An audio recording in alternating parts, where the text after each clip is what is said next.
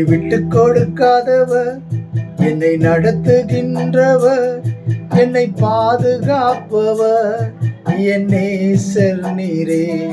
என்னை விட்டு கொடுக்காதவர், என்னை நடத்துகின்றவர், என்னை பாதுகாப்பவர் என் நேசர் நீரே. நான் வழி மாறும் போது என் பாதை காட்டினீர், என்னில் முடியாத போது என்னை தூக்கி நடத்தினீர். நான் வழி மாறும் போது என் பாதை காட்டினீர், என்னில் முடியாத போது என்னை தூக்கி நடத்தினீர். என்னை விட்டு கொடுக்காதவர், என்னை நடத்துகின்றவர், என்னை பாதுகாப்பவர் என் நேசர் நீரே.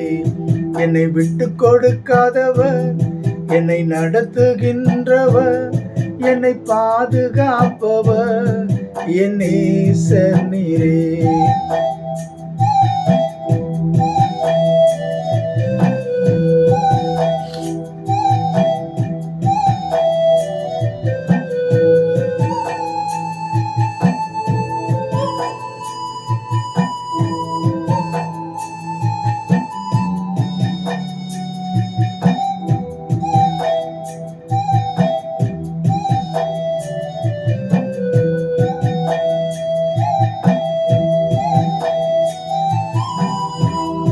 நான் தலை குனிந்த போடு என்னோடு கூட வந்தீர், நான் குனிந்த இடத்திலே என் தலையை உயர்த்தினீர்.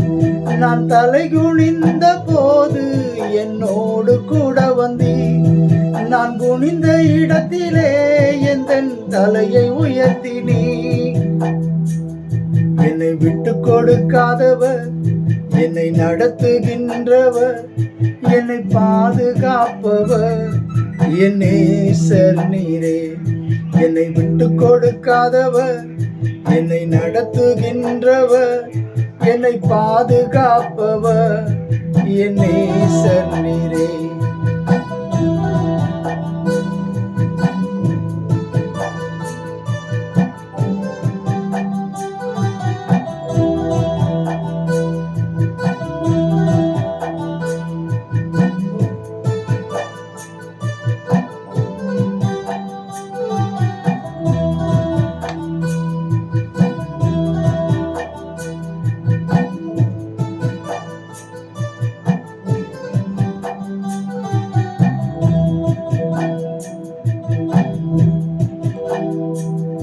நான் பாவம் செய்த போது என்னை உணர்த்தி நடத்தினீர், உம்மை தேடி வந்த போது உம் கிருபையால் மன்னித்தீர்.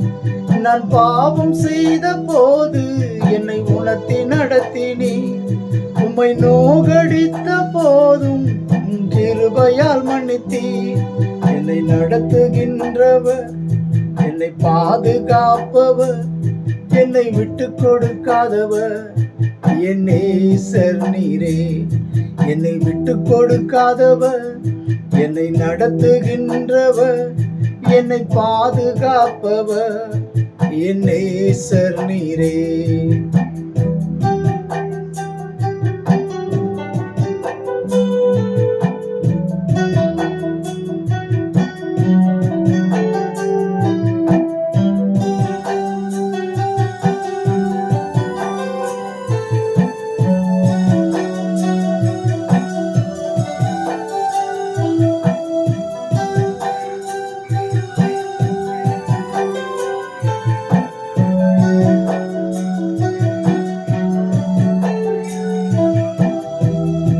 நான் வேண்டிக் கொள்வதெல்லாம் என் வாழ்வில் தருகிறீர், நான் நினைப்பதற்கு மேலாய் என்னை ஆசீர்வதிக்கிறீர்.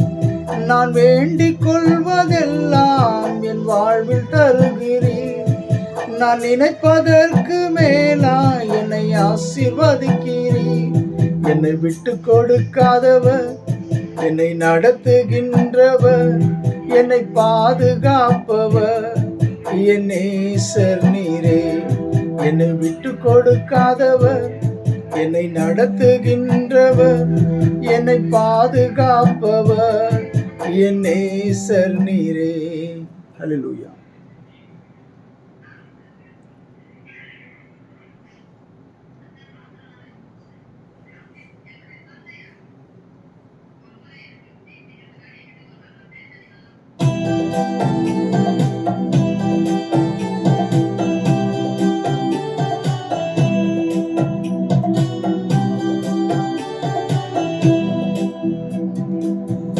கர்த்தர் நாமம் என் புகலிடமே, கருத்தோடு துதித்திடுவே. கர்த்தர் நாமம் என் புகலிடமே, கருத்தோடு துதித்திடுவே. யெகோவா ஈரே, எல்லாமே பார்த்து கொள்வே.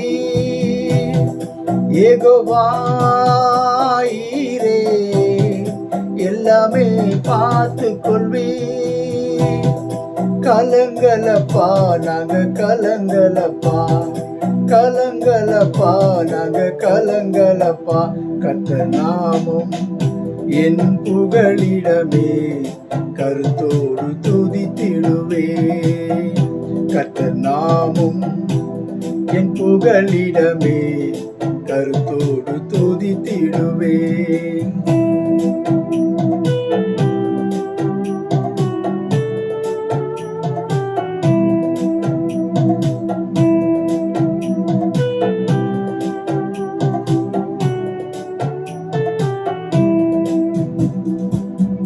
யெகோவா நிசியே, என்னாலும் வெற்றி தருவே. யெகோவா நிசியே, என்னாலும் வெற்றி தருவே. ஸ்தோத்திரமே அப்பா ஸ்தோத்திரமே, ஸ்தோத்திரமே அப்பா ஸ்தோத்திரமே. கர்த்தர் நாமம் என் புகலிடமே, கருத்தோடு துதித்திடுவே. கர்த்தர் நாமம் என் புகலிடமே, கருத்தோடு துதித்திடுவே.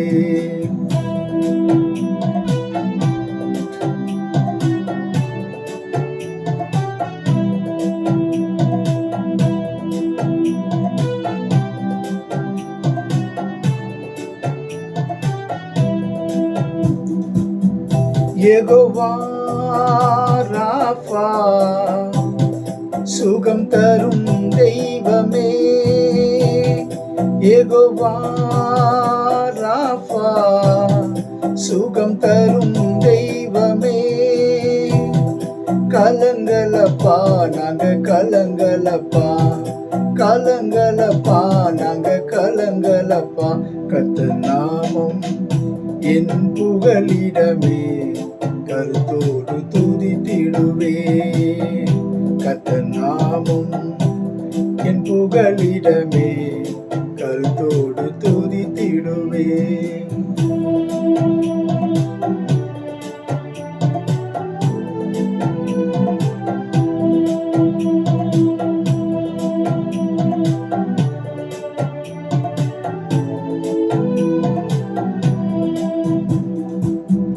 யெகோவா ரூவா,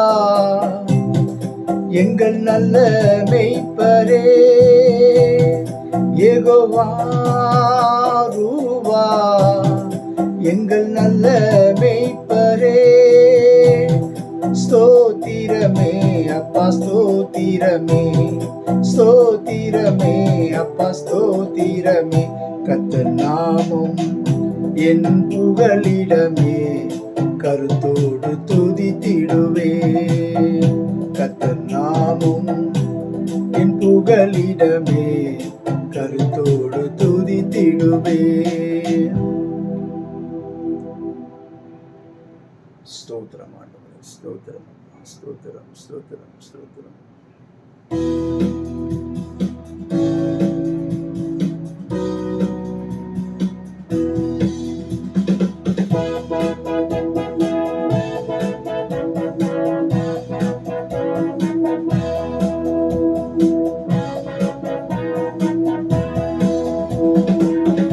எந்த நாவில் புது பாட்டு தருகிறார். எந்த நாவில் புது பாட்டு எந்த இயேசு தருகிறார். ஆனந்தம் கொள்ளுவேன் அவரை நான் பாடுவேன் உயிருள்ள நாள் வரையில். அல்லேலூயா ஆனந்தம் கொள்ளுவேன் அவரை நான் பாடுவேன் உயிருள்ள நாள் வரையில். எந்த நாவில் புது பாட்டு எந்த இயேசு தருகிறார். பாவ இருள் என்னை வந்து சூழ்ந்து கொள்கையில் தேவனவர் தீபமாய் என்னை தேற்றினார். பாவ இருள் என்னை வந்து சூழ்ந்து கொள்கையில் தேவனவர் தீபமாய் என்னை தேற்றினார். ஆனந்தம் கொள்ளுவேன் அவரை நான் பாடுவேன் உயிருள்ள நாள் வரையில். அல்லேலூயா ஆனந்தம் கொள்ளுவேன் அவரை நான் பாடுவேன் உயிருள்ள நாள் வரையில். எந்த நாவில் புது பாட்டு எந்த இயேசு தருகிறார். சேற்றில் விழுந்த என்னை அவர் தூக்கி எடுத்தார். நாற்றமெல்லாம் ஜீவ ரத்தம் கொண்டு மாற்றினார். சேற்றில் விழுந்த என்னை அவர் தூக்கி எடுத்தார். நாற்றமெல்லாம் ஜீவ ரத்தம் கொண்டு மாற்றினார். ஆனந்தம் கொள்ளுவேன் அவரை நான் பாடுவேன் உயிருள்ள நாள் வரையில். அல்லேலூயா ஆனந்தம் கொள்ளுவேன் அவரை நான் பாடுவேன் உயிருள்ள நாள் வரையில். எந்த நாவில் புது பாட்டு எந்த இயேசு தருகிறார். அல்லேலூயா. ஸ்தோத்திரம் ஆண்டவரே, உம்மை ஸ்தோத்தரிக்கிறோம், உம்மை துதிக்கிறோம், உமக்கு நன்றி செலுத்துகிறோம். அப்பா, நீர் நல்லவராய் இருக்கிறீர் தகப்பனே, நீர் நல்லவராய் இருக்கிறீர் ஆண்டவரே. அல்லேலூயா. நீர் நல்லவர் அப்பா. உம்மை நன்றியோடு துதிக்கிறோம், ஸ்தோத்தரிக்கிறோம் ஆண்டவரே. இந்த காலை வேலைக்காக கூட உமக்கு நன்றி செலுத்துகிறோம் ஆண்டவரே. கர்த்தாவே, பாவ இருள் எங்களை சூழ்ந்து கொள்ளும் பொழுது தீபமாய் எங்களை பாதுகாக்கிறவரே உமக்கு நன்றி செலுத்துகிறோம் அப்பா. பிசாசானவன் எந்த விதத்திலே இவர்களை சோதிக்கலாம், எப்படியெல்லாம் உங்கள் குடும்பத்திலே போராட்டங்களை கொண்டு வரலாம் என்று அவன் கர்ஜிக்கிற சிங்கம் போல சுற்றி திரிகிறான். ஆனாலும் நீர் எங்களோடு கூட இருந்து வழி நடத்துகிறீரே உமக்கு நன்றி அப்பா. தகப்பனே, வாயிலே வார்த்தைகளை போடுகிறான். அன்றைக்கு பேதுருவின் வாயிலே வார்த்தைகளை போட்டது போல, ஆண்டவர் கடிந்து கொண்டது போல, இப்படி பல வார்த்தைகளை போட்டு குடும்பத்திலே போராட்டங்களை குழப்பங்களை கொண்டு வர நினைக்கிறான். ஆனாலும் கர்த்தர் நீர் எங்களோடு கூட இருக்கிறீர் ஆண்டவரே. பாவ இருள் எங்களை சூழ்ந்து கொள்ளும் பொழுது நீர் தீபமாய் எங்களுக்கு வழி காட்டுகிறீரே உமக்கு நன்றி ராஜா. உம்மை ஸ்தோத்தரிக்கிறோம், உம்மை போற்றுகிறோம், உம்மை புகழுகிறோம், உம்மை வாழ்த்துகிறோம், உம்மை வணங்குகிறோம் ஆண்டவரே. வானாதி வானம் கொள்ளாதவர் ஆண்டவரே. உம்மை நன்றியோடு துதிக்கிறேன் ஐயா, உம்மை நன்றியோடு துதிக்கிறோம் ஆண்டவரே. ஹல்லேலூயா. உமக்கு நன்றி ராஜா. உம்மை ஸ்தோத்தரிக்கிறோம், உம்மை துதிக்கிறோம், உம்மை போற்றுகிறோம் ஆண்டவரே. உமக்கு நன்றி நன்றி நன்றி நன்றி என்று இந்த நாளிலும் ஆண்டவரே கர்த்தாவே உம்மை நன்றியோடு உம்மை துதிக்கிறோம் ஆண்டவரே. கர்த்தாவே, தாவீது சொல்லுகிறார், நீர் செய்த நன்மைகளுக்காக என்னத்தை செய்வேன். ஒரு ராஜா சொல்லுகிறார் ஆண்டவரே, இந்த உலகத்தின் ராஜா சொல்லுகிறார், நீர் செய்த நன்மைகளுக்காக என்னத்தை செய்வேன், ஆனால் ஒன்றை மாத்திரம் செய்வேன், என் ரட்சிப்பின் பாத்திரத்தை எடுத்துக்கொண்டு உம்மை தொழுது கொள்ளுவேன் என்று அவர் சொல்லுகிறார் ஆண்டவரே. இந்த நாளிலும் நாங்களும் ஆண்டவரே, இந்த உலகத்திலே போராட்டங்கள் உண்டு, இந்த உலகத்திலே நிந்தைகள் உண்டு, இந்த உலகத்திலே குழப்பங்கள் உண்டு, இந்த உலகத்திலே எதிரியான சாத்தானை மேற்கொள்ள வேண்டியது உண்டு. எல்லாவற்றிற்கும் நீர் எங்களோடு கூட இருக்கிறீரே ஆண்டவரே. கர்த்தாவே, எங்களை பாதுகாக்கிறீரே, எங்கள் வாய்க்கு பூட்டு போடுகிறீரே, உமக்கு நன்றி ராஜா. ஆண்டவரே, இந்த நாளிலும் உம்முடைய கரத்திலே எங்களை தாழ்த்துகிறோம் ஐயா. உம்மை ஸ்தோத்தரிக்கிறோம் ஆண்டவரே, உம்மை போற்றுகிறோம், புகழுகிறோம், உமக்கு நன்றி செலுத்துகிறோம். நீ நன்றி நன்றி நன்றி என்று உம்மை ஓயாமல் உமக்கு நன்றி செலுத்துகிறோம் ஆண்டவரே. வாழ்நாள் முழுவதும் ஆண்டவரே உம்மை போற்ற, உம்மை புகழ, உம்மை வாழ்த்த, உம்மை வணங்க ஆண்டவரே நீர் கொடுத்த கிருபைக்காய் உமக்கு நன்றி ராஜா. உம்மை நன்றியோடு ஸ்தோத்தரிக்கிறோம், துதிக்கிறோம், போற்றுகிறோம் ஆண்டவரே. இந்த துதி பலிகளை எல்லாம் என் ஆண்டவரும் என் இரட்சகரும் என் மீட்பரும் ஆகிய இயேசு கிறிஸ்துவின் மூலமாக பிதாவே உமக்கு ஏறெடுக்கிறோம் ஐயா. ஹல்லேலூயா. இந்த நாளிலும் ஆண்டவரே, நாங்கள் தியானிக்கிற இந்த வார்த்தைகளை நீர் அங்கீகரிக்க வேண்டும் ஆண்டவரே. ஹல்லேலூயா. ஸ்தோத்திரம் ஸ்தோத்திரம் ஸ்தோத்திரம். இந்த நாளில் பார்த்தீங்கன்னு சொன்னால் கர்த்தர் இந்த இஸ்ரவேல் ஜனங்களை ஆசீர்வதிக்கிறார். இன்றைக்கு ஆண்டவராகிய இயேசு கிறிஸ்துவின் மூலமாக ரட்சிக்கப்பட்டவர்கள் எல்லோருமே இஸ்ரவேலின் மக்கள். ஆனால் ஆண்டவர் அந்த நாளிலே இஸ்ரவேல் மக்களுக்காகத்தான் முழுவதுமாக அவர் எல்லா காரியத்தையும் செய்தார். ஆனால் இயேசு கிறிஸ்து இந்த உலகத்திற்கு வந்த பிறகு ஆண்டவரால் படைக்கப்பட்ட ஒவ்வொருவருக்காகவும் அவர் எல்லா காரியத்தையும் செய்தார். அன்றைக்கு இஸ்ரவேல் மக்களுக்கு தேவன் எப்படி ஆசீர்வதிக்கிறார்னு பார்த்தீங்கன்னு சொன்னால், அவர் சொல்லிக் கொடுக்கிறார். மோசேவினிடத்தில் சொல்லிக் கொடுக்கிறார், எப்படி இந்த இஸ்ரவேல் மக்களை நீங்கள் ஆசீர்வதிக்க வேண்டும், எப்படியெல்லாம் அவர்களை நீங்கள் ஆசீர்வதிக்க வேண்டும் என்று சொல்லி மோசேவிடத்திலே தேவன் கற்றுக் கொடுக்கிறார். இன்றைக்கு நாம் ஆசீர்வதிக்கப்படுகிறோம் என்று சொன்னால் அதற்கு மிக முக்கிய காரணம் ஆண்டவர் நம்மேல் வைத்த இரக்கம். அந்த இரக்கத்தினால் தான் ஆண்டவர் செய்கிற காரியம் என்னன்னு பார்த்தீங்கன்னு சொன்னால், தன்னுடைய ஒரே பேரான குமாரன் இந்த உலகத்தில் கொடுத்து இவ்வளவாய் அன்பு கூர்ந்தார். அவர் செய்த நன்மைகள் ஏராளம். ஆண்டவர் செய்த நன்மைகள் பார்த்தீங்கன்னு சொன்னால், நீங்கள் பிரியமானவர்களே, இந்த உலகத்தை ஆண்டவர் படைக்கும் பொழுது ஒரு மனிதனுக்காக எல்லாவற்றையும் செய்தார். அந்த தேவன் நம்மளை நடத்தி கொண்டு வருகிறார். நீங்கள் பார்த்தீங்கன்னு சொன்னால், ஆதி ஆகமத்தில் பார்த்தீங்கன்னு சொன்னால், படைப்பு, பாவங்கள், பல காரியங்கள் அதை தொடர்ந்து வருகிறது. அடுத்ததாக பார்த்தீங்கன்னு சொன்னால் சட்டதிட்டங்கள் வருகிறது. அந்த எகிப்து தேசத்திலிருந்து யாத்திராகமத்திலே மோசே மூலமாக கொண்டு வருகிறார். மூன்றாவதாக பார்த்தீங்கன்னு சொன்னால் இந்த லேவியர் ஆகமத்திலே சட்டதிட்டங்களை கொடுக்கிறார். அந்த பாவத்துக்கு பரிகாரத்தை தேடுவது எப்படி என்று சொல்லிக் கொடுக்கிறார். என்னாகமத்தில் பார்த்தீங்கன்னு சொன்ன பிரியமானவர்களே, ஆண்டவர் கோத்திரத்தின்படி ஆண்டவர் எண்ணிக்கை நடத்துகிறார். இப்படி இந்த பஞ்சாகமத்திலே தேவன் எப்படியெல்லாம் இந்த மோசேயின் மூலியமாக எழுதி வைத்திருக்கிறார் பாருங்க. இந்த வேதாகமத்திலே ஆண்டவர் நம்மை பாதுகாப்பதற்காக, நம்மை ஆசீர்வதிப்பதற்காகவே அவர் விரும்புகிறார். இந்த ப்ராஜெக்ட், ஆண்டவர் போட்ட ப்ராஜெக்ட் ஃபெயிலியர் ஆச்சு. ஆண்டவர் எப்படியாவது இந்த மக்களை என் பக்கம் திருப்ப வேண்டும், தேவன் பக்கம் திருப்ப வேண்டும் என்று சொல்லி அவர் வாஞ்சித்துதான் மோசேவை அழைத்தார், எலியாவை அனுப்பினார், எல்லா தீர்க்கதரிசிகளையும் அனுப்பினார். யாருக்கும் செவி கொடுக்கிற மாதிரி தெரியல. இந்த மக்கள் மரட்டாட்டம் உள்ள மக்கள், வணங்கா கழுத்து உள்ள மக்கள்.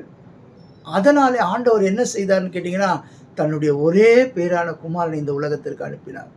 இந்த மாதத்திலும் நாம் இந்த லென்த்தன் டேஸ் ஸ்டார்ட் ஆக போகிறது. இந்த நாளிலே நாம் இந்த பாடு மரணங்களை நினைத்து பார்க்க வேண்டும். நீங்கள் பாடு மரணங்களை நினைத்து பார்க்கணும்னு சொன்னால் பிரியமானவர்களே, இந்த பஞ்சாகமத்தை வாசித்து பாருங்க. அதில் கொடுக்கப்பட்ட சட்டதிட்டங்கள் எப்படிப்பட்டதாக இருக்கிறது, பயங்கரமாக இருக்கிறது. நம்மால் அதை கடைபிடிக்க முடியாத ஒரு பயங்கரமானதாக இருக்கிறது. எல்லாத்துக்கும் நின்னா குற்றம், உட்கார்ந்தா குற்றம், எழுந்தா குற்றம், எல்லாம் தீட்டு. எப்படிப்பட்ட ஒரு சட்டதிட்டங்கள்லாம் கொடுக்கப்பட்டிருந்தது தெரியுங்களா? அதையெல்லாம் ஒரு நொடி பொழுதில் நீக்கி போட்டார். அதற்காகத்தான் இந்த இயேசு இந்த உலகத்திற்கு வந்தார். இந்த மனிதர்கள் மேலே இந்த சட்டதிட்டங்கள் ஒன்றும் செல்லுபடியாகாதே, இவர்களை காப்பாற்ற வேண்டுமே, இவர்கள் பிசாசின் பிடியிலே போய்விட்டார்களே என்று சொல்லிதான் ஆண்டவர் என்ன செய்தார்னு பார்த்தீங்கன்னு சொன்ன பிரியமானவர்களே, இந்த உலகத்திலே அவர் வந்து நம்மளை ரட்சிக்க வந்தார். இந்த நாளில் நம்ம பார்க்கிறது பார்த்தீங்கன்னு சொன்னால், என்ன காரியம் நம்ம பார்க்க போகிறோம்னு சொன்னால், ஆண்டவர் எப்படி அந்த இஸ்ரவேல் மக்களை ஆசீர்வதிக்கிறார். இன்றைக்கு நாம் ரொம்ப ஸ்லாக்கியம் பெற்றவர்கள். இந்த நாளிலே நாம் எப்படி இருக்கிறோம்னு பார்த்தீங்கன்னு சொன்னால் பிரியமானவர்களே, நாம் ஒரு கிருபையின் காலத்தில் வாழ்ந்து கொண்டிருக்கிறோம். ஆனால் அந்த காலத்திலே ஆண்டவர் இஸ்ரவேல் மக்களுக்கு சில கட்டுப்பாடுகளை சொல்லி, சில சட்டதிட்டங்களை சொல்லி தான் ஆசீர்வதிக்கிறார். ஆனால் இப்பொழுதோ இலவசமாய் அந்த ஆசீர்வாதத்தை பெற்றுக்கொண்டோம் நாம் பார்க்க இருக்கிறோம். ஹல்லேலூயா. பாருங்க, என்னாகமத்திலே நாம் பார்க்கும் பொழுது பார்த்தீங்கன்னு சொன்னால், மோசேயின் இடத்துல ஆண்டவர் சொல்கிறார். அதாவது அதுக்கு முன்பாக இதை பார்த்தீங்கன்னு சொன்னால், நசரேய விரதம், ஆண்டவருக்காக தங்களை ஒப்பு கொடுக்கும் பொழுது எப்படி இருக்க வேண்டும் என்று சொல்லி இந்த அதிகாரத்தில் ஆரம்பிக்கப்படுகிறது. இந்த அதிகாரத்தில் கடைசியில பார்த்தீங்கன்னு சொன்னா, ஆண்டவர் எப்படி ஆசீர்வாதத்தை கொடுக்கிறார் பாருங்க. இந்த இடத்துல பார்த்தீங்கன்னு சொன்னா, அந்த ஆசீர்வாதத்தை யார் மூலமாக கொடுக்கிறார்? பார்த்தீங்கன்னு சொன்னா சொல்றாரு பாருங்க. 6வது அதிகாரம் 22வது வசனத்திலிருந்து நான் வாசிக்கிறேன். பின்னும் கர்த்தர் மோசேயை நோக்கி, நீ ஆரோனோடும் அவன் குமாரரோடும் சொல்ல வேண்டியது என்னவென்றால், நீங்கள் இஸ்ரவேல் புத்திரரை ஆசீர்வதிக்கும் பொழுது அவர்களை பார்த்து சொல்ல வேண்டியதாவது. இன்னைக்கு பார்த்தீங்கன்னா பிரியமானவர்களே, பார்த்து ஆசீர்வதிக்கணுன்றார் ஆண்டவர். ஒருவரை பார்த்து தான் ஆசீர்வதிக்கணும். அந்த காலத்துலலாம் பார்த்தீங்கன்னு சொன்னால், நீங்கள் பார்த்து தான் ஆசீர்வதிக்க முடியும். அந்த ஆசாரியன் என்ன செய்யணும்னு கேட்டீங்கன்னு சொன்னால், இவர்களுக்காக பாவ நிவர்த்தி செய்ய வேண்டும். பயங்கரமான சட்டதிட்டங்கள். ஆரோனை போல அழைக்கப்பட்டாலே ஒழிய இந்த கனமான ஊழியத்தை செய்ய முடியாது. இன்றைக்கு எல்லோருமே இன்னைக்கு ஆசாரியர்களாக இருக்கிறார்கள். இன்னைக்கு யார் வேணா எப்படி வேணா ஆசாரியர்களாக மாறலாம். காரணம் என்ன? ஆண்டவராகிய இயேசு கிறிஸ்து மெல்கிசேதேக்கின் முறையின்படி ஆசாரியரார் ஆனார் என்பதற்காக அவர் இந்த உலகத்திலே வந்து அந்த திரைச்சீலை கிழித்ததுனால எல்லோருக்கும் அந்த ஸ்லாக்கியத்தை ஆண்டவர் கொடுத்தார். ஆனால் அன்றைய தினத்தில் பார்த்தீங்கன்னு சொன்னால், ஒரு ஆசாரியன் தான் ஆசீர்வதிக்கணும். அந்த ஆசாரியன் எப்படி ஆசீர்வதிக்கணும்னு பார்த்தீங்கன்னு சொன்னால், பார்த்து ஆசீர்வதிக்கணும். இன்னைக்கு டெக்னாலஜிலாம் வளர்ந்துடுச்சு. இன்னைக்கு எங்கே வேணா நம்ம பிரசங்கம் கேட்கலாம். ஒரு சின்ன கையளவு மொபைலில் வச்சுக்கிட்டு நம்ம எல்லாத்தையும் உலகத்தையே பார்த்து கொண்டு இருக்கலாம். ஆனால் அன்றைய தினத்திலே தேவன் கொடுத்த கட்டளை என்னன்னு பார்த்தீங்கன்னு சொன்னால், மோசே கிட்ட சொல்கிறாரு, ஆரோனும் அவர் பிள்ளைகளும் அவர்களை இஸ்ரவேல் மக்களை பார்த்து ஆசீர்வதிக்க வேண்டும். அப்போது அந்த காலகட்டத்தில் பாருங்கள் எப்படி இருக்குதுன்னு சொல்லி பார்த்தீங்கன்னு சொன்னால், எல்லாவற்றிற்கும் ஒரு கட்டுப்பாடு. ஆரோனை தவிர, ஆரோனுடைய பிள்ளையை தவிர ஒருவனும் அந்த இடத்துல போகவே முடியாது. பிரகாரம், பரிசுத்த ஸ்தலம், மகா பரிசுத்த ஸ்தலம். இதற்குள்ளே போவதற்கு எல்லாராலையும் போக முடியாது. விளையாட்டாக சென்று விட முடியாது. மரணம் தான். அந்த ஆசாரியனை கொஞ்சம் குறையோடு உள்ளே போனார்னா அவரும் காலி தான். அதனால தான் அவர் கயிறு கட்டிட்டு அவர் உள்ளே போவார். சத்தமே வரலன்னா அவர் கயிறு பிடிச்சி தான் எடுப்பாங்க. பார்த்தீங்கன்னு சொன்னால் பிரியமானவர்களே, அவ்வளவு கட்டுப்பாடு உள்ள காலத்திலே எப்படி ஆண்டவர் மக்களை, இஸ்ரவேல் மக்களை ஆசீர்வதிக்கிறார் பாருங்க. ஹல்லேலூயா, ஸ்தோத்திரம் ஆண்டவரே. இந்த வேத தியானங்கள் ஆண்டவரே, இந்த வேத வசனங்கள் எங்களோடு கூட இடைப்படட்ட ஆண்டவரே. இந்த வேத வசனங்கள் எங்களை புடமிடட்ட ஆண்டவரே. இந்த வேத வசனங்கள் நிமித்தம் எங்களை நாங்கள் மாற்றிக்கொள்ள உதவி செய்யுங்க ஆண்டவரே. கர்த்தாவே, எங்களை நாங்கள் எப்படியெல்லாம் ஆண்டவரை கட்டுப்படுத்தி கொள்ள வேண்டும், எப்படியெல்லாம் தேவனுக்கு முன்பாக பிரியமான வாழ்க்கை வாழ வேண்டும் என்பதை குறித்து எங்களுக்கு கற்றுத்தாரும் ஆண்டவரே. இந்த வேத வசனங்களை ஆராயும் பொழுது எங்களோடு கூட இடைப்படுங்கப்பா. உடைய கரத்தில் ஒப்பு கொடுத்து செபிக்கிறேன். பொறுப்பெடுத்துக் கொள்ளுங்க, ஆசீர்வதிங்க, வழிநடத்துங்க. பிரியமானவர்களே, இந்த நாளிலும் நம்ம இந்த வேத வசனத்தை பார்க்கும் பொழுது பாருங்க, இந்த 1வது வசனத்தில் என்ன சொல்றாரு பாருங்க. என்னாகமம் 6வது அதிகாரத்தில் 22வது வசனத்தில் ஆண்டவர் சொல்ற வார்த்தை, பின்னும் கர்த்தர் மோசேயை நோக்கி. இந்த இடத்துல பார்த்தீங்கன்னு சொன்னா, நீ ஆரோனோடும் அவன் குமாரரோடும் சொல்ல வேண்டியது என்னவென்றால், நீங்கள் இஸ்ரவேல் புத்திரரை ஆசீர்வதிக்கும் போது அவர்களை பார்த்து சொல்ல வேண்டியதாவது, கர்த்தர் உன்னை ஆசீர்வதித்து உன்னை காக்க கடவர். இன்றைக்கு பார்த்தீங்கன்னு சொன்னா பிரியமானவர்களே, ஆசீர்வாதம் மாத்திரம் இங்க ஆண்டவர் சொல்லிக் கொடுக்கல. ஆசீர்வாதத்தோடு கூட என்ன சொல்லிக் கொடுக்கிறாருன்னு சொன்னீங்கன்னா, அவர்களை காக்க கடவர். பாதுகாப்பு சொல்றார். இந்த பாதுகாப்பை நீங்க பார்க்கணும்னு சொன்னா எங்க போய் பார்க்கலான்னு சொன்னா, யோபுல போய் பார்த்தீங்கன்னா தெரியும் இந்த பாதுகாப்பு எப்படி இருக்கு. யோபுவை ஆசீர்வதித்தார் ஆண்டவர். யோபுவை ஆசீர்வதித்தது மாத்திரமல்ல, அவரை பாதுகாத்தார். இன்றைக்கும் நமக்கும் தேவன் கொடுக்கிற ஆசீர்வாதங்கள் அநேகம் உண்டு. இன்றைக்கு ஆசீர்வாதம் வருவது ரொம்ப சுலபம். ஆண்டவர் எப்போ நினைச்சாலும் ஆசீர்வதிக்க முடியும். அவன் வயதான பொழுது ஆசீர்வதிக்க முடியும், சிறு வயதில் ஆசீர்வதிக்க முடியும். ஆனால் தேவன் ஆசீர்வாதத்தை கொடுப்பது மாத்திரம் அல்ல, அதை பாதுகாக்கிறவராய் இருக்கிறார். முதலாவது என்ன சொல்றாரு பார்த்தீங்கன்னு சொன்னா, நம்ம 3 காரியங்களை பார்க்க இருக்கிறோம். முதலாவது காரியம் பார்த்தீங்கன்னு சொன்னா, நம்மளை காக்க கடவர். 2வது பார்த்தீங்கன்னு சொன்னா, அவர் முகத்தை பிரகாசம் பண்ணுகிறார். அதாவது என்னன்னு சொன்னா, அவருடைய முகத்தின் பிரகாசத்தினாலே நம்மை ஆசீர்வதிக்கிறார். 3வதாக தம்முடைய முகத்தின் உள்ள 2வதாக பார்த்தீங்கன்னா கிருபை. அவருடைய முகத்தின் பிரகாசத்தினால் நமக்கு கிருபை கிடைக்கிறது. 3வது பார்த்தீங்கன்னு சொன்ன பிரியமானவர்களே, அந்த பிரசன்னத்தினால ஒரு சமாதானம் கிடைக்கிறது. அப்போ ஒன்று என்னன்னு பார்த்தீங்கன்னு சொன்னா பாதுகாக்கிறார், 2வது கிருபை கொடுக்கிறார், 3வதாக என்ன கொடுக்கிறார்னு பார்த்தீங்கன்னு சொன்னா பிரியமானவர்களே, சமாதானம் கொடுக்கிறார். இந்த நாளிலும் இந்த உன்னை காக்க கடவர், இந்த யோபுல பாருங்க எவ்வளவு அழகாக சொல்லப்பட்டிருக்கிறது. அல்லேலூயா, ஸ்தோத்திரம் ஆண்டவரே.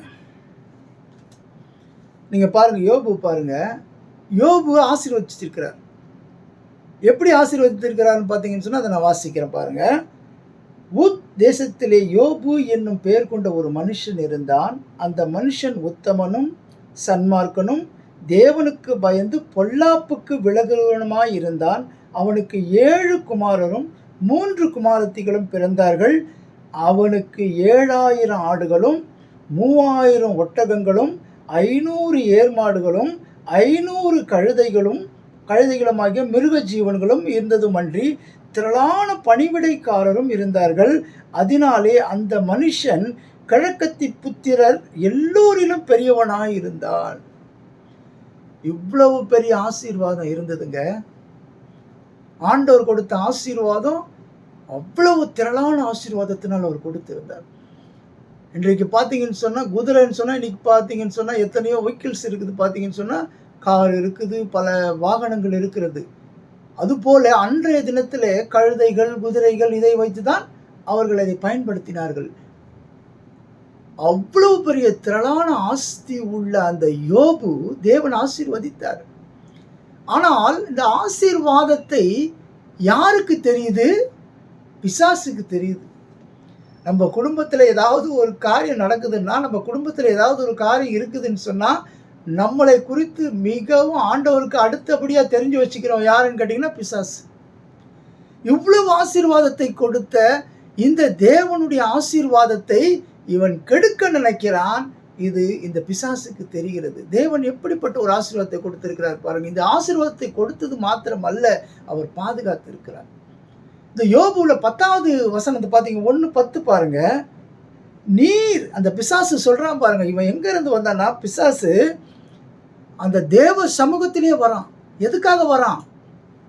நீ யோபுவை ஆசீர்வதித்திருக்கிறீங்க, அவனை நான் சோதிக்க போறேன். அதனால தான் ஆண்டவர் சொல்றாரு, உத்தமனும் சன்மார்க்கனுமாகிய யோபு அப்படின்னு சொல்லுகிறார் அவர். அப்படிப்பட்டவனையே சோதிக்கிறதுக்கு பிசாசு தேவனிடத்தில் உத்தரவு கேட்டுக்கொண்டு வருகிறான்.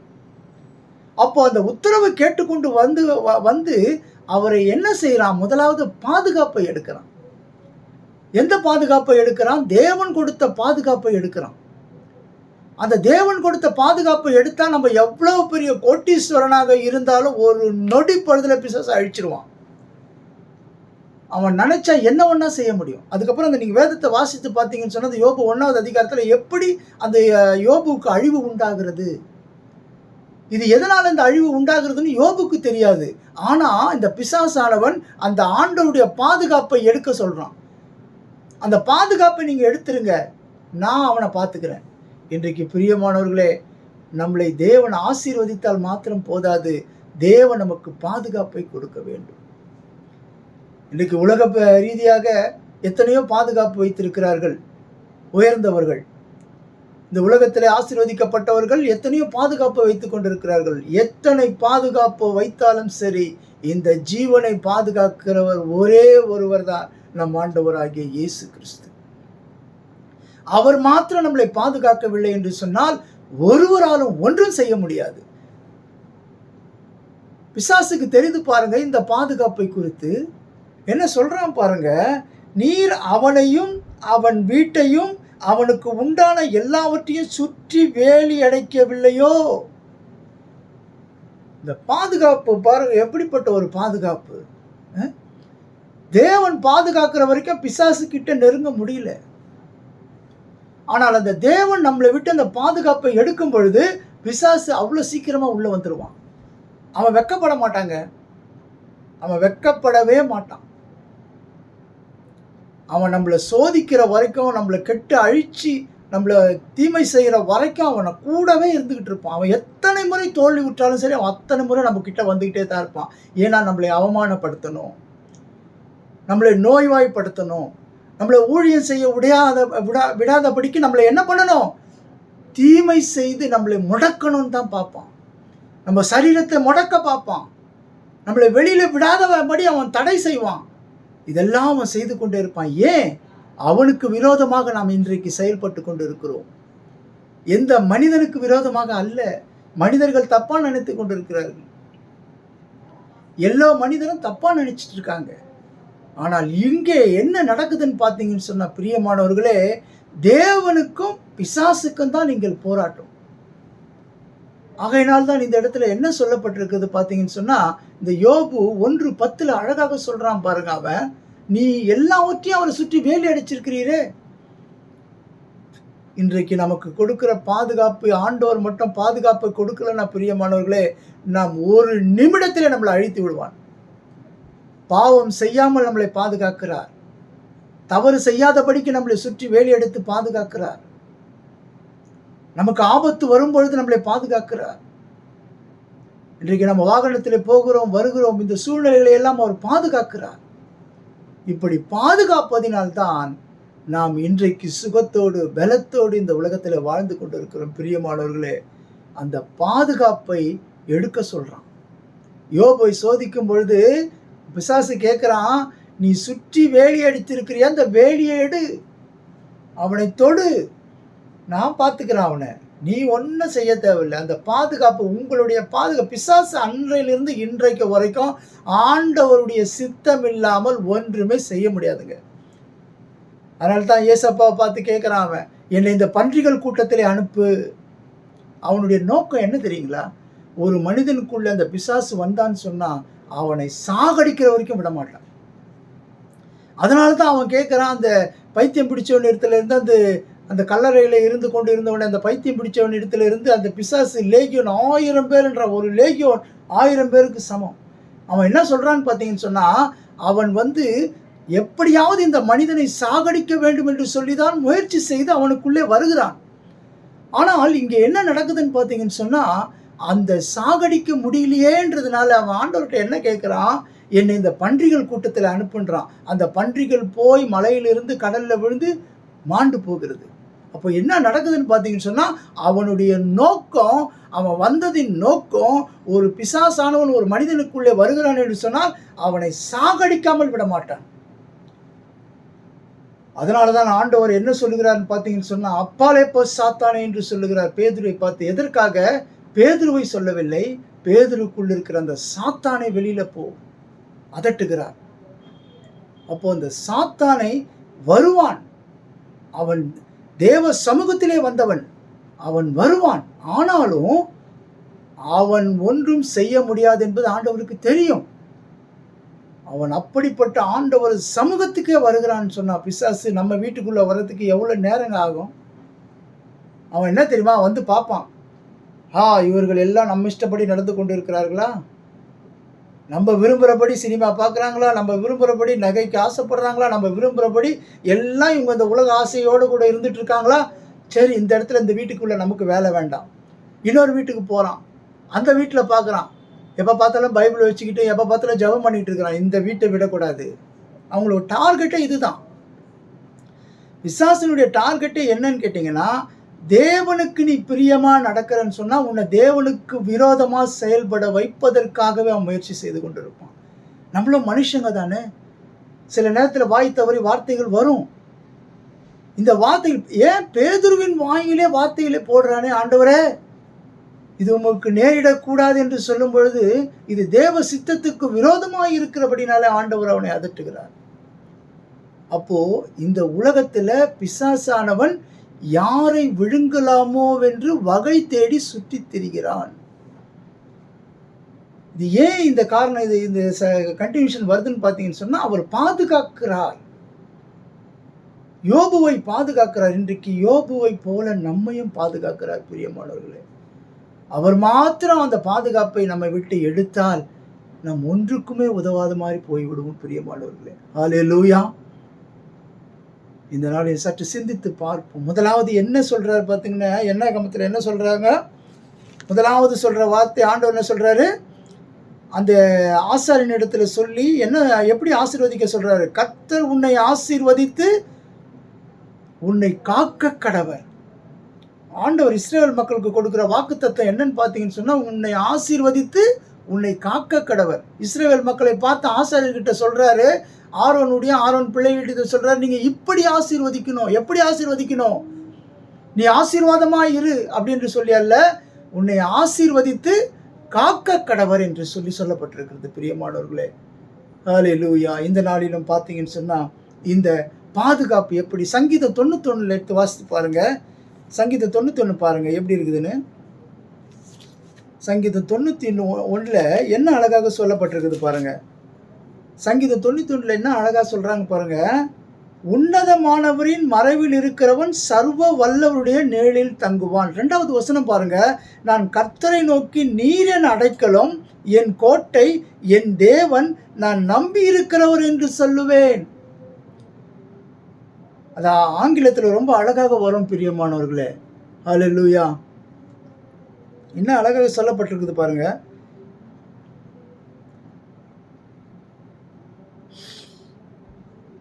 ஹல்லேலூயா. ஸ்தோத்திரம் ஆண்டவரே, ஸ்தோத்தரிக்கிறோம் ஸ்தோத்தரிக்கிறோம் ஸ்தோத்தரிக்கிறோம். ஹல்லேலூயா ஜீசஸ். ஸ்தோத்திரம் ஆண்டவரே. இது அவ்வளோ அழகாக சொல்லப்பட்டிருக்கிறது பாருங்க. சங்கீதம் 91 2வது வசனம். நான் கர்த்தரை நோக்கி நீர் என் அடைக்கலம், என் கோட்டை, என் தேவன், நான் நம்பியிருக்கிறேன் என்று சொல்லுவேன். இங்கிலீஷில் எவ்வளோ அழகாக சொல்லுகிறார் பாருங்க. I will say of the Lord is my refuge and my fortress, my God, in him will I trust. Fortress, கோட்டைங்க. இந்த சங்கீதத்தில் அழகாக 91 சொல்லப்பட்டிருக்கிறது பார்த்தீங்கன்னு சொன்னால், அவர் கோட்டையாக இருக்கிறார், அவர் அடைக்கலமாய் இருக்கிறார். அதுக்கு கீழெல்லாம் நீங்க பார்த்தீங்கன்னு சொன்னா, இரவில் உண்டாகும் பயங்கரத்திற்கும், பகலிலே பறக்கும் அம்புக்கும், இருளில் நடமாடும் கொள்ளை நோய்க்கும், மத்தியானத்தில் பாழாக்கும் சங்காரத்துக்கு நீ பயப்படாதிருப்பாய். ஏன் பயப்படாதிருப்பாய்? 2வது வசனத்தில் சொல்லப்பட்டபடி அவர் கோட்டையாய் இருக்கிறார். He is a fortress. He is a refuge. அவர் அடைக்கலமாகவும் கோட்டையாகவும் இருக்கிறபடினாலே அதுக்கு கீழே சொல்லப்பட்டிருக்கிற அந்த கொள்ளை நோய்க்கு நீ பயப்படாத. எதுக்கு நீ பயப்படாத? நீ ஏன்னா என் கோட்டைக்குள்ளே நீ இருக்கிறாய். அதுதான் யோபு அந்த நாளிலே அந்த அடைக்கலத்தில் இருக்கும் பொழுது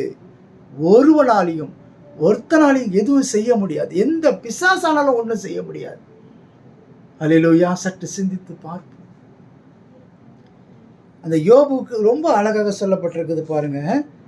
அதுக்கப்புறம் பார்த்தீங்கன்னா, அதை நீங்கள் வாசித்து பார்த்தீங்கன்னு சொன்னால், ஒவ்வொரு காரியமாக அவனுக்கு அழிவு உண்டாகிறது. ஏன்னு கேட்டிங்கன்னு சொன்னால், ஆனாலும் உம்முடைய கையை நீட்டி, அடுத்த 11வது வசனம் பாருங்க, யோபு 1:11.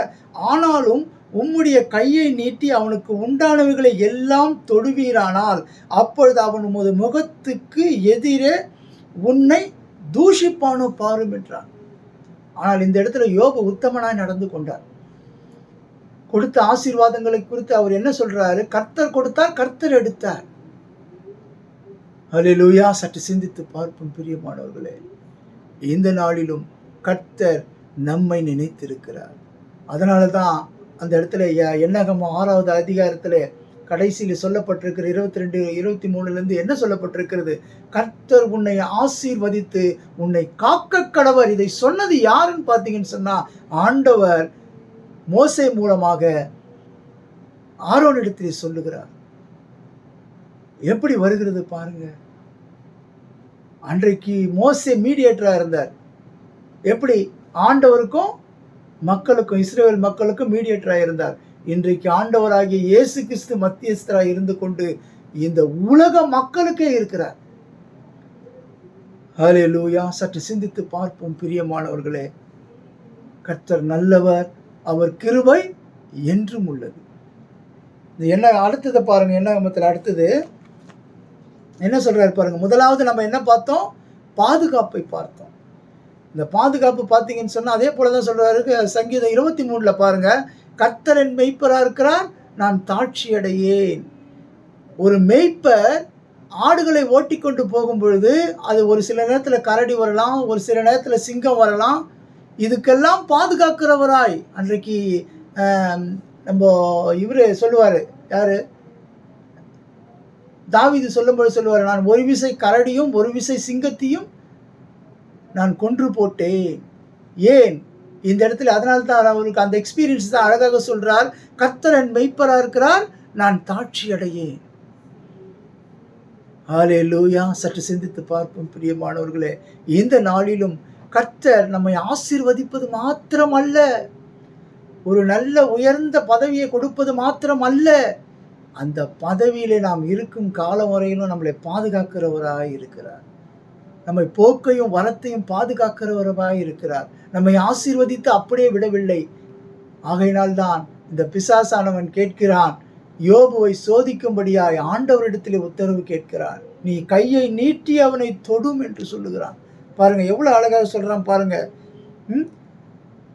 நீ அவங்க கையை நீட்டி அவனை தொடும், அப்பொழுது உண்மை அவன் தூசிப்பான். கர்த்தர் கொடுக்கிற பாதுகாப்பு அவ்வளவு பெரிய பாதுகாப்புங்க. Is a fortress, is a refuge, is a shield. அவர் கேடகமாய் இருக்கிறார், அவர் அடைக்கலமாய் இருக்கிறார், அவர் கோட்டையாய் இருக்கிறார். இப்படி இருக்கும் பொழுதுதான் அந்த ஆசீர்வாதம் பாதுகாக்கப்படுகிறது. ஒரு நோய் வந்துட்டா போதும், ஒரு டாக்டர் கிட்ட போனா போதும், இதுக்கு ஆப்ரேஷன் பண்ணனா 20 லட்சம் செலவாகும், இதுக்கு ஆப்ரேஷன் பண்ணனா 15 லட்சம் செலவாகும் என்று அவன் சாதாரணமாக சொல்லிவிடுவான்.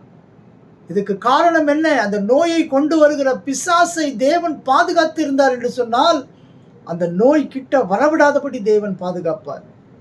பிரியமானவர்களே, இன்றைக்கு ஒரு சற்று சிந்தித்து பாருங்கள். நீங்கள் ஆசீர்வதிக்கப்பட்டால் மட்டும் போதுமா? அந்த ஆசீர்வாதத்தை பாதுகாக்க வேண்டும் அல்லவா? ஆகையினால்தான் இந்த நாளிலும் கர்த்தர் ஆசீர்வதிக்கிற ஆசீர்வாதம் ஐஸ்வர்யத்தை தரும், அதனோடு வேதனை கூட்டார் என்று வசனம் சொல்லப்பட்டிருக்கிறது. பிரியமானவர்களே, அவர் கொடுக்கிற ஆசீர்வாதம் ஐஸ்வர்யத்தை தான் தரும், அதனோட வேதனை கூட்ட மாட்டார். ஹல்லேலூயா.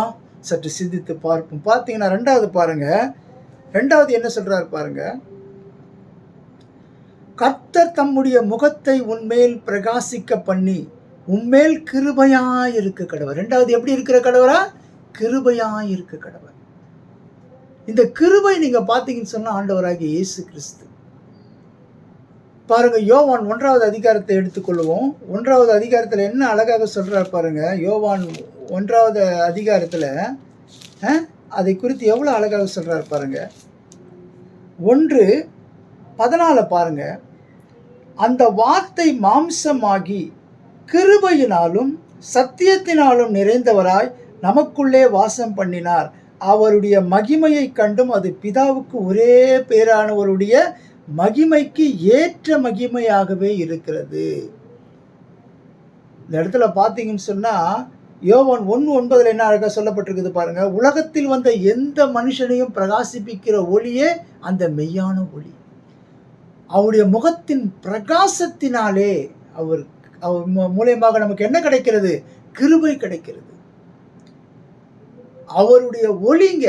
இதை பார்க்கணுங்கன்னு சொன்னா நீங்க பவுலை பார்க்கலாம். பவுலை சடுதியில் ஆண்டவர் சந்திக்கிறார். அவன் பார்த்த உடனே, ஆண்டவர் பார்த்த உடனே அவன் கண் குருடாகி விடுகிறது.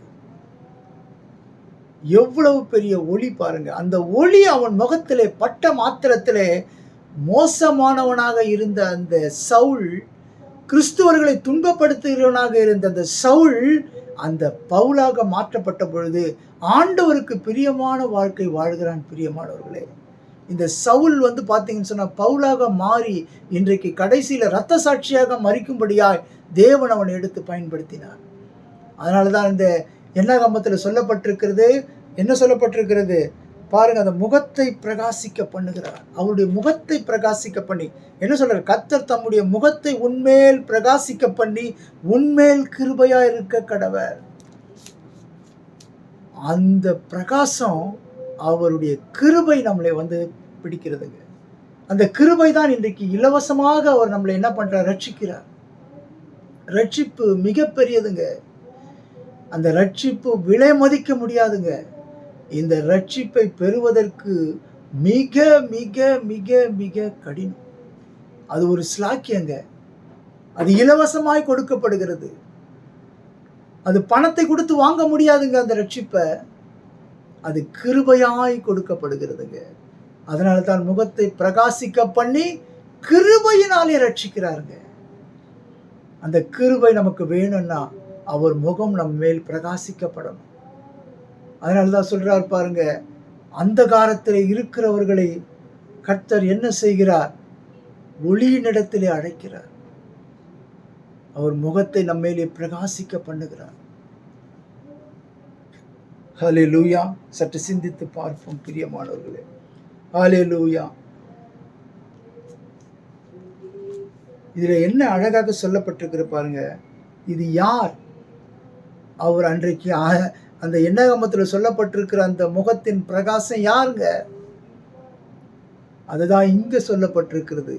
யோவான் 1வது அதிகாரத்தில் சொல்லப்பட்டிருக்கிறது.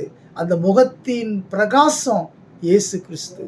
அதை தான் நீங்க அழகாக சொல்றாரு பாருங்க. ஆதியிலே வார்த்தை இருந்தது, அந்த வார்த்தை தேவனிடத்தில் இருந்தது, அந்த வார்த்தை தேவனாய் இருந்தது, அவர் ஆதியிலே தேவனோடு இருந்தார், சகலமும் அவர் மூலமாய் உண்டாயிற்று, உண்டானதொன்றும் அவராலே இல்லாமல் உண்டாகவில்லை.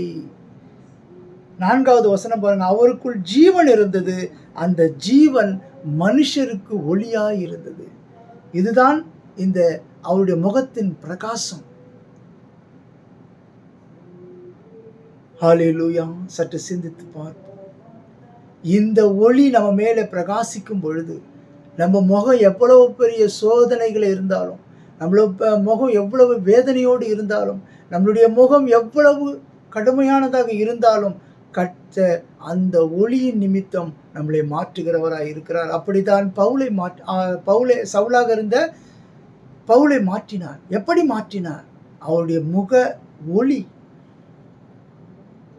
இந்த எண்ணாகமத்தில் சொல்லப்பட்டிருக்கிறதே, அது எல்லாம் ஆண்டவராகிய இயேசு கிறிஸ்துவை குறித்து தானங்க முன்குறித்து சொல்லப்பட்டது. எல்லாமே ஆதியாகமத்தில் இருந்து வெளிப்படுத்தல் வரையிலும் நம் ஆண்டவராகிய இயேசு கிறிஸ்துவை குறித்தே பேசப்பட்டிருக்கிறதுங்க.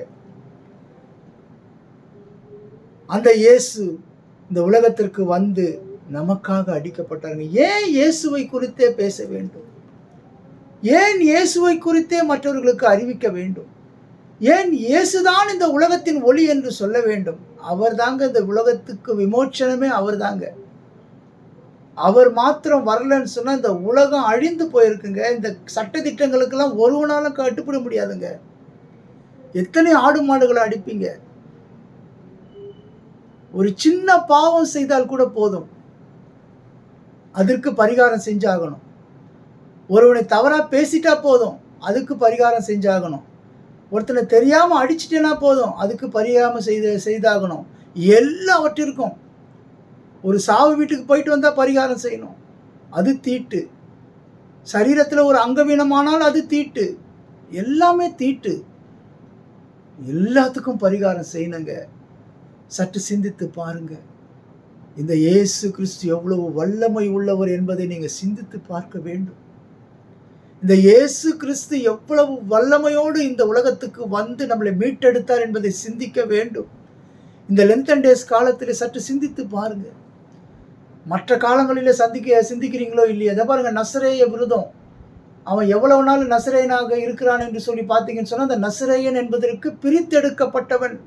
அதனால்தான் ஆண்டவருக்கு பேர் சொல்லுவாங்க, நசரேயனாகிய இயேசு கிறிஸ்துவே என்று சொல்லுவாங்க. ஏனென்றால் அவர் தேவனுக்காக தன்னை பிரித்தெடுக்கப்பட்டவர். இன்றைக்கு நசரேய விரதம் என்று சொல்லி அநேகர் உலகத்தில் செய்வாங்க. 40 நாள் விரதம் இருப்பாங்க. ஆனாலும் அவங்க பல காரியங்கள் செய்து கொண்டிருப்பாங்க. அந்த விரதம் எப்படி இருக்க வேண்டும் என்று சொல்லி இங்கே சொல்லப்பட்டிருக்கிறது. அதுதான் இந்த இந்த எண்ணாகமத்தில் 6வது அதிகாரத்தில் அழகாக சொல்லப்பட்டிருக்கும். இந்த நசரேய விரதம் எப்படிப்பட்டது என்று சொல்லி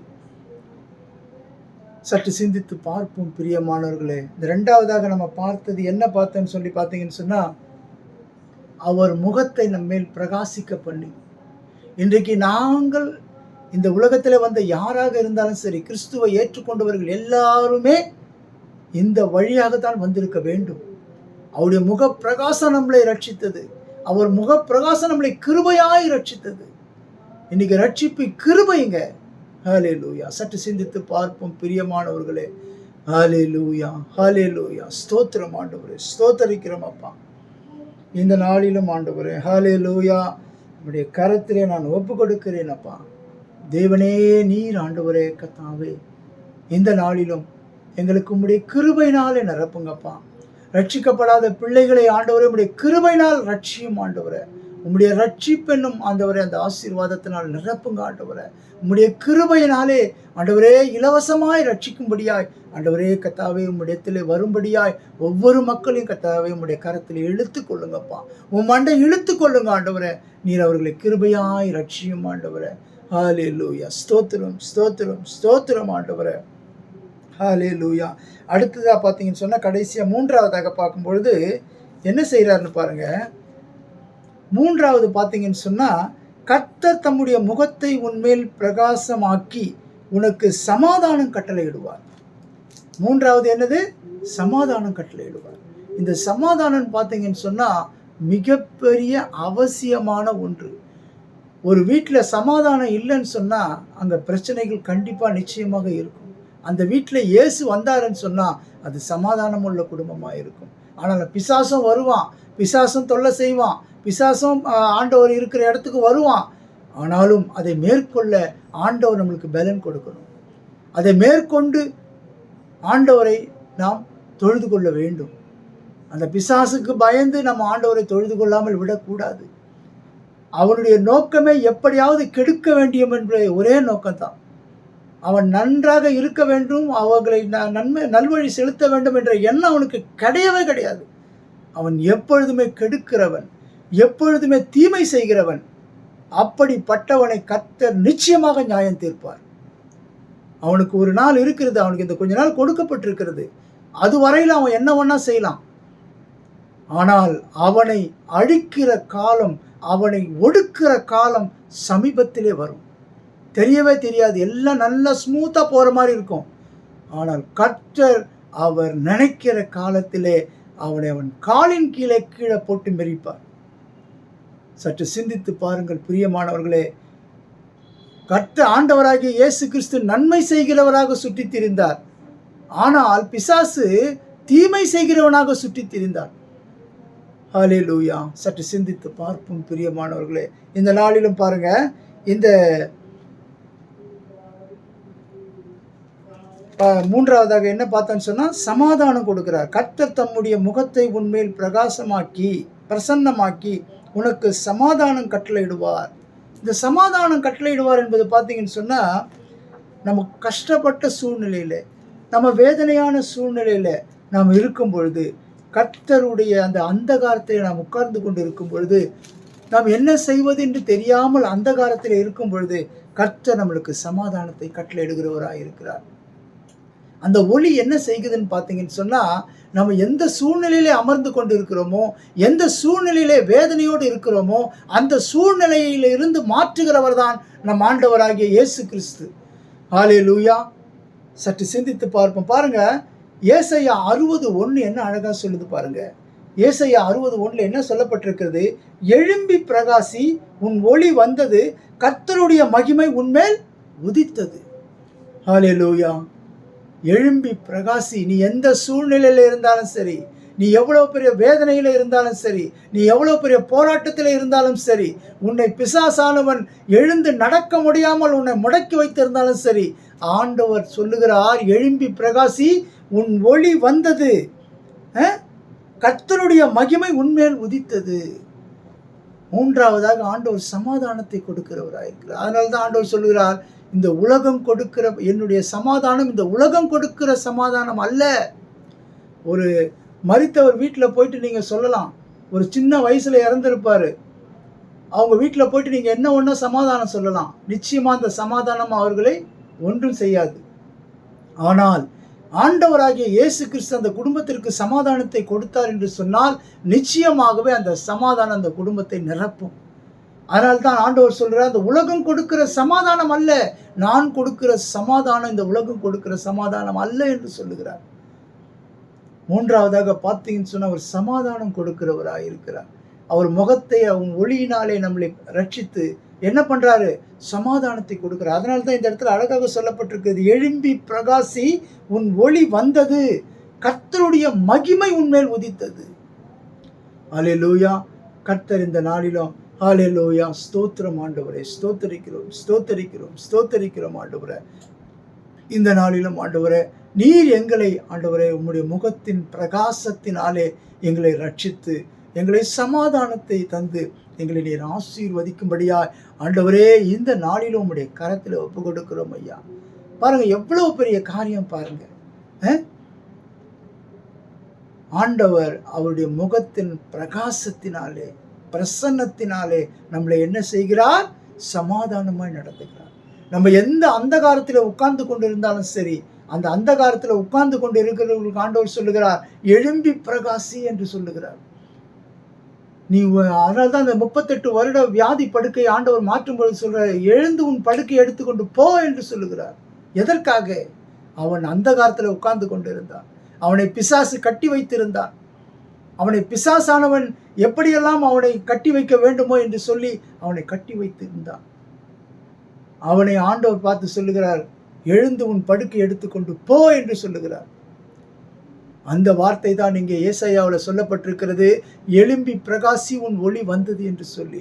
இன்றைக்கும் பிரியமானவர்களே, எத்தனையோ வேதனைகளின் மத்தியிலும், எத்தனையோ சோதனைகளின் மத்தியிலும், எத்தனையோ பாடுகளின் மத்தியிலும் நாம் அமர்ந்து கொண்டிருக்கும் பொழுது நம்மளை பார்த்து ஆண்டவர் சொல்லுகிற வார்த்தை, எழும்பி பிரகாசி உன் ஒளி வந்தது. உண்மையாகவே இயேசு கிறிஸ்துவின் ஒளி ஒருவருக்குள்ளே இருந்தது என்று சொன்னால் அவன் எதை பற்றியும் கவலைப்பட மாட்டான். அவன் புலம்பிக்கிட்டு உட்கார மாட்டான், அழுதுகிட்டு உட்கார மாட்டான், குறை சொல்லிக்கிட்டு இருக்க மாட்டான். அவன் எப்படிப்பட்டவனா இருப்பான்? எழும்பி பிரகாசிப்பான், போய்கிட்டே இருப்பான். அடுத்த நாள் என்ன, அடுத்தது தேவனுக்கு பிரியமான காரியம் என்ன, அதை பார்த்து போயிட்டே இருப்பான். பின்னாடி நடக்கிற காரியத்தை பற்றி கவலைப்படவே மாட்டான். அதனால தான் அந்த உண்மையான ரட்சிப்பு, எப்படிப்பட்ட ரட்சிப்பு? எழும்பி பிரகாசி உன் ஒளி வந்தது. இயேசு கிறிஸ்து உனக்குள்ளே இருந்தார் என்று சொன்னால் யார் என்ன சொன்னா என்ன, எப்படி உன்னை முடக்கினா என்ன, எப்படி உன்னை பலவீனப்படுத்தினா என்ன?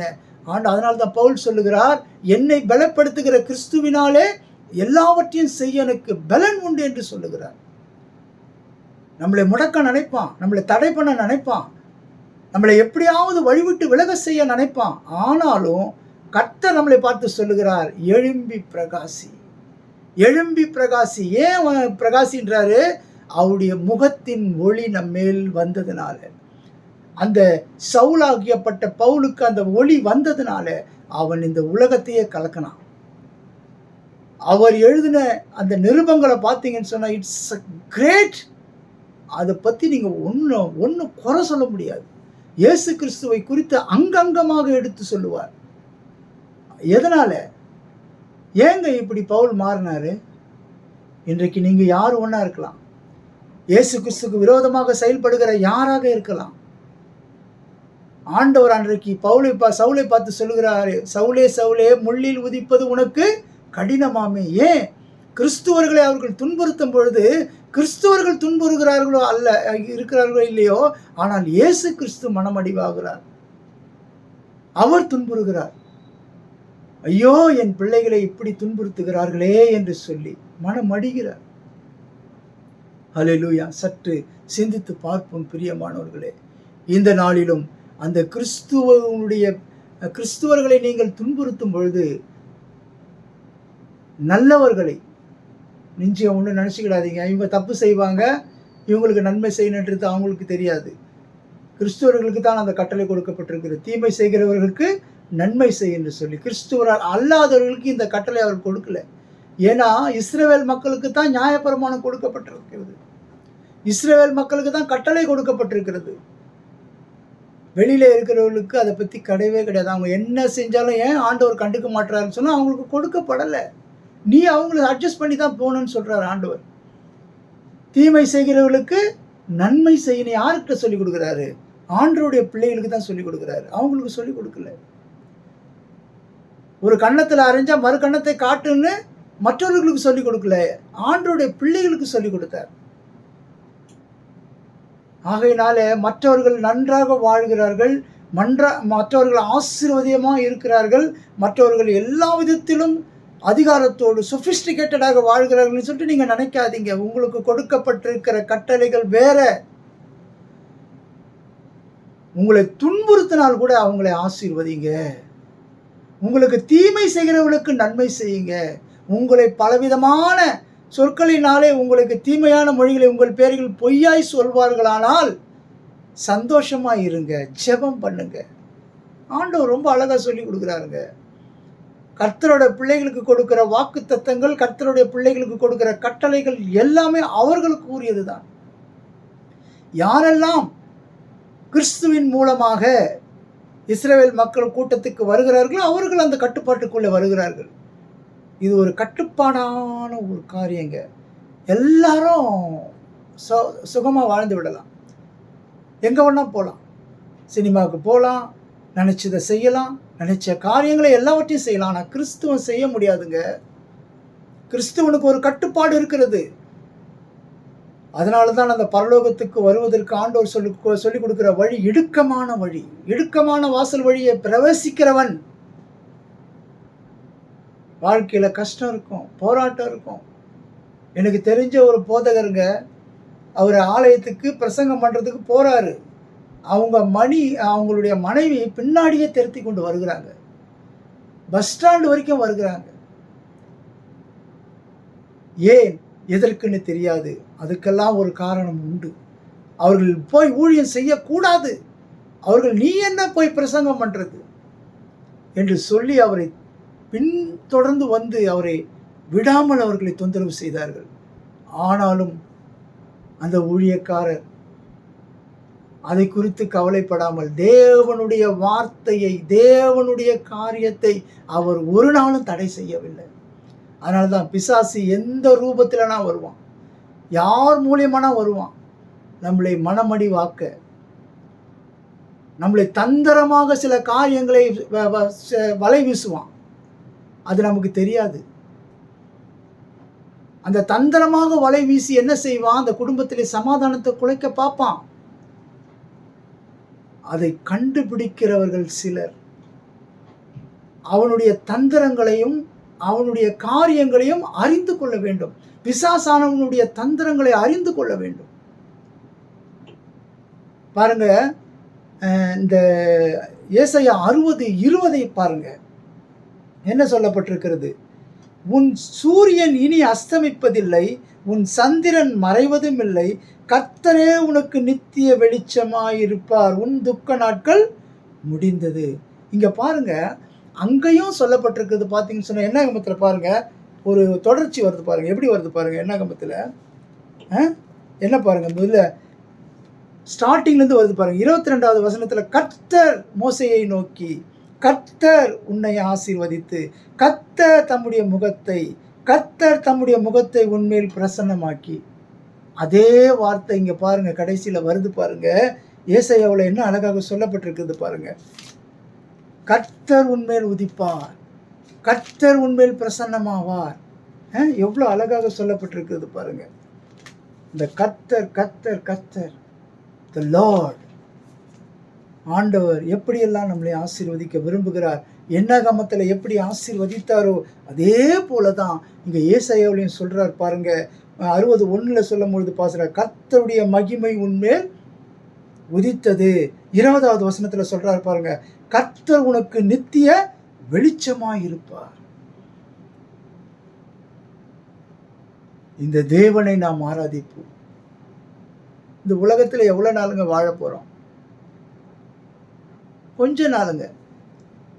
இந்த கொஞ்ச நாள் வாழ்க்கையில் நாம் எப்படி மற்றவர்களுக்கு பிரயோஜனமாய் வாழ்கிறோம் என்றதுதான் முக்கியங்க. உங்களை தீமையான வார்த்தைகளாலே பேசினாலும் கூட கவலைப்படாதீங்க. கர்த்தரை ஆராதிக்க விட்டு விடாதீங்க. உங்களை முடக்குவான், சரீரத்தை பலவீனப்படுத்துவான், ஆனால் கர்த்தரை ஆராதிக்க விட்டு விடாதீங்க.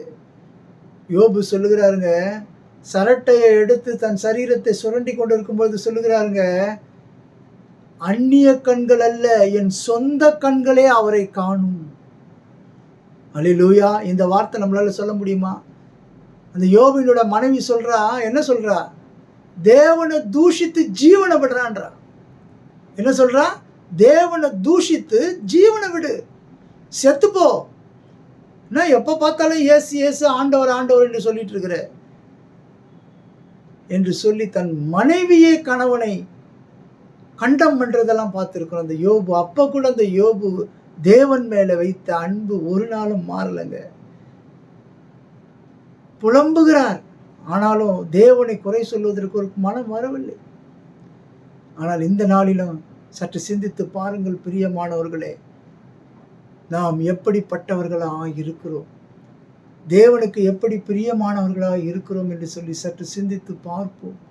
இந்த நாளிலே சொல்லப்பட்டிருக்கிற இந்த வேதத்தில் என்ன அழகாக சொல்லப்பட்டிருக்கிறது பாருங்க. என்னாகமத்தில் சொல்லப்பட்டிருக்கிறது, ஆசாரியன் அவர்களை பார்த்து ஆசீர்வதிக்கிறத சொல்லப்பட்டிருக்கிறது. என்ன சொல்லப்பட்டிருக்கிறது? முதலாவதாக பாதுகாப்பான ஆசீர்வாதம், இரண்டாவது பிரசன்னமாகுதலின் ஆசீர்வாதம், அதிலே கிருபை கிடைக்கிறது. மூன்றாவதாக தன்னுடைய முகத்தை அவன் மேலே பிரகாசிக்க பண்ணி என்ன செய்கிறாரு? சமாதானத்தை கொடுக்கிறார். அதனால தான் வேதனையோடு உட்கார்ந்து இருக்கிறவனுக்கு எழும்பி பிரகாசி என்றார். இந்த 38 வருடம் வியாதி படுக்கையில் இருந்தவனுக்கு எப்படிங்க இருந்திருக்கும்? அந்த குளத்துல முதலாவது தேவ தூதர்கள் வந்து அந்த குளத்தை கலக்குவாங்களாம். அப்பொழுது என்ன நடக்குமா? யார் முதலிலே சென்று அதில் இறங்குகிறார்களோ அவர்கள் எப்படிப்பட்ட வியாதி உள்ளவர்களாக இருந்தாலும் சுகமடைந்து விடுவார்கள். ஆனால் இங்கே என்ன நடக்குதுன்னு பார்த்தீங்கன்னு சொன்னால், இந்த 38 வருடம் வியாதி படுக்கையில் இருந்தவனால அவங்க வந்து அந்த குளத்துக்குள்ளே இறங்க முடியாத சூழ்நிலையினால இவனுக்கு முன்பாக மற்றவர்கள் என்ன செய்கிறாங்க? இறங்கி சுகமாகி போயிடுறாங்க. ஆனால் இந்த 38 வருட வியாதி படுக்கையில் இருந்தவனை ஆண்டவராகிய இயேசு கிறிஸ்து தேடி போனாருங்க, தேடி போனாருங்க. இன்றைக்கு எத்தனையோ பேர் இருக்கிறாங்க, நாம் முடியாத நேரத்தில் நம்மளை தேடி வந்து நம்மளுக்கு உதவி செய்கிறவர்கள் யாராவது இருக்கிறாங்களா? இதை நான் என் வாழ்க்கையில் அனுபவிச்சேங்க. என்னை தேடி வந்தார். நான் எப்படி 38 வருடம் வியாதி படுக்கையிலே முடங்கி கிடந்தவன் போல இருந்தேனோ, என்னை தேடி வந்து ரட்சித்தாருங்க. இந்த தேவன் என்றென்றைக்கும் உள்ள சதாகாலம் நம்முடைய தேவன். அவருக்காக நிச்சயமாகவே நான் சொல்லுகிறேன் பிரியமானவர்களே, இந்த உலகத்திலே எவ்வளவு நாள் வாழ்கிறேனோ, இந்த உலகத்திலே ஆண்டவர் எவ்வளவு நாள் எனக்கு ஜீவன் கொடுத்திருக்கிறாரோ அவ்வளவு நாளும் அவரை குறித்துதான் தினந்தோறும் ஏதாவது ஒரு வகையில் நான் அவருக்கு பிரயோஜனம் உள்ளவனாக இருப்பேன். ஏதாவது ஒரு வழியில். இப்படித்தான் அப்படித்தான் என்று சொல்லி அல்ல பிரியமானவர்களே. மைக்கு கிடைச்சாதான் பேசுறதுக்கு மாத்திரம் அல்ல, வீடு வீடாக சென்றும் சொல்ல முடியும், தனித்தனி நபர்களை பார்த்தும் சொல்ல முடியும், மொத்தமாகவும் சென்று சொல்ல முடியும். கடந்த நாட்களிலே ஒரு இவங்க அந்த பேரண்ட்ஸ், அதாவது பிள்ளைகளுடைய பெற்றோர்களுக்கு முன்பாக நான் ஆண்டவருடைய வார்த்தையை பகிர்ந்து கொள்ளும் பொழுது அங்கே பார்க்கும் பொழுது பார்த்தீங்கன்னு சொன்னால் எல்லோரும் இந்துக்களாக இருக்கிறார்கள், அவருடைய பிள்ளைகள் எல்லாம் அங்கவீனமாக இருக்கிறது. அந்த பிள்ளைகளை எல்லாம் தேவன் அரவணைக்கிறாருங்க இன்னைக்கு மக்கள் மூலியமாக. யாருமே சட்டம் பண்ண முடியாதவர்கள், அசட்டை பண்ணுகிறவர்களை ஆண்டவர் சட்டம் செய்து அவர்களை கொண்டு வந்து அவர்களை ஆசீர்வதிக்கிறார். கர்த்தர் எவ்வளவு நல்லவராக இருக்கிறார்கள். இந்த இயேசுவை நாம் ஏற்றுக்கொண்டோம் என்று சொன்னால், இந்த இயேசுவை நாம் பற்றி கொள்வோம் என்று சொன்னால், இந்த இயேசுவுக்கு நாம் பிள்ளைகளாக இருப்போம் என்று சொன்னால், அது இந்த உலகத்திலே நாம் வந்ததற்கான ஒரு பிரயோஜனமுள்ள வாழ்க்கையாக இருக்கும் பிரியமானவர்களே. இந்த உலகத்தில் பிறந்தோம், வாழ்ந்தோம், செத்தோம் என்று சொல்லி இல்லாமல் பிரியமானவர்களே, இந்த உலகத்திலே நாமும் பிறந்தோம், நாமும் மற்றவர்களுக்கு ஏதாவது செய்ய வேண்டும் என்று சொன்னால், நீங்கள் பணம் காசு கொடுத்து உதவி செய்கிறீர்களோ இல்லையோ அது செய்ய வேண்டியது தான். ஆனாலும் இந்த ஆண்டவராகிய இயேசு கிறிஸ்துவை மற்றவர்களுக்கு காண்பித்து கொடுங்க. இவர் யார் என்பதை காண்பித்து கொடுங்க. இவர் யார் என்பதை மற்றவர்களுக்கு அறிவிங்க. நேற்றைய தினத்தில் ஒரு சகோதரனை சந்தித்தேன்.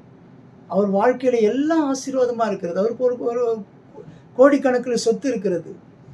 அவர் சொல்ற வார்த்தை என்ன தெரியுங்களா? நான் சுவிசேஷத்தை அறிவிக்காவிட்டால் எனக்கு ஐயோ! ஏனென்றால் பவுல் சொல்லுகிறார், சுவிசேஷம் என் தலைமேல் விழுந்த கடமை. இதை நான் அறிவிக்காவிட்டால் எனக்கு ஐயோ! ஒரு கோட்டீஸ்வரன் சொல்றாருங்க இந்த வார்த்தை. என்ன நான் பேசிட்டு இருக்கும்போது நான் அசந்துட்டேன். எந்த குறையும் இல்லை, ஆசீர்வாதமான சொபிஸ்டிகேட்டட் லைஃப் வாழ்ந்து கொண்டிருக்கிறவர் சொல்ற வார்த்தைங்க அது. அது எப்படி கிடைச்சது அவருக்கு? அந்த ஆண்டவராகிய இயேசு கிறிஸ்துனுடைய முக பிரகாசத்தை அவர் உணர்ந்தார். அதனால்தான் அவரால் இந்த வார்த்தை சொல்ல முடிகிறது. நம்மிடத்தில் ஒன்றுமில்லை என்றாலும் நாம் அவருக்கு ஏதாவது செய்ய வேண்டும் என்று நினைக்கிற அந்த விதவை பெண் என்ன செய்தாள்? 2 செப்பு காசை கொண்டு வந்து போட்டாள். இருக்கிறதையெல்லாம் கொடுத்தாள். இன்றைக்கு நாம் எப்படிப்பட்டவர்களாக இருக்கிறோம் என்று சொல்லி சற்று சிந்தித்து பார்க்க வேண்டும் பிரியமானவர்களே. இந்த இயேசுவை மற்றவர்களுக்கு அறிவியுங்க. இது கடைசி காலம். இன்னும் கொஞ்ச காலம் தான் நம்ம வாழ போகிறோம்.